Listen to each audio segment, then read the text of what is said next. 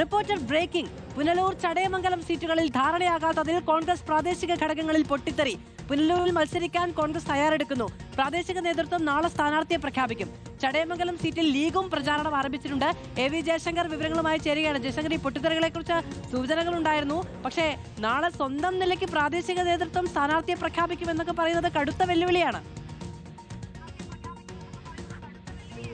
അതായത് മാധു, ഈ ചടയമംഗലം പുനലൂർ സീറ്റുകൾ വെച്ചു മാറണമെന്ന് UDF-ൽ ഏറെ നാളുകളായി ചർച്ച നടക്കുന്നുണ്ടായിരുന്നു. പക്ഷേ ഇതിൽ ഇതുവരെ ഒരു തീരുമാനമായിട്ടില്ല. ലീഗ് സ്ഥാനാർത്ഥികളെ പ്രഖ്യാപിച്ചപ്പോഴും കോൺഗ്രസിന്റെ ആദ്യഘട്ട പട്ടിക പുറത്തു വന്നപ്പോഴും ഈ രണ്ട് മണ്ഡലങ്ങളും ഒഴിച്ചിട്ടിരിക്കുന്ന സാഹചര്യമാണ് ഉണ്ടായത്. എന്തായാലും പുനലൂരിൽ ഒരു കോൺഗ്രസ് സ്ഥാനാർത്ഥി വേണമെന്നാണ് പ്രാദേശിക നേതൃത്വം പറയുന്നത്.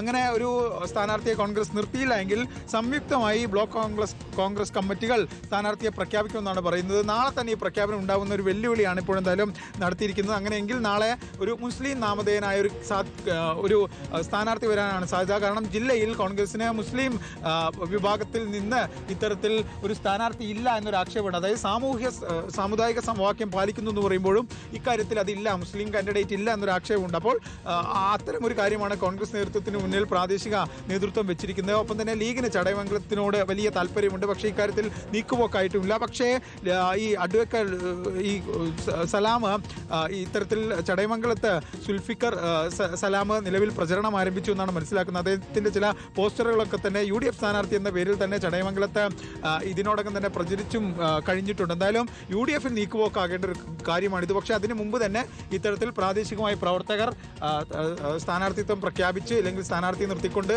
ഗോദയിലേക്ക് ഇറക്കുന്ന ഒരു സവിശേഷ സാഹചര്യമാണ് എന്തായാലും ചടയമംഗലത്തും പുനലൂരും ഉള്ളത്.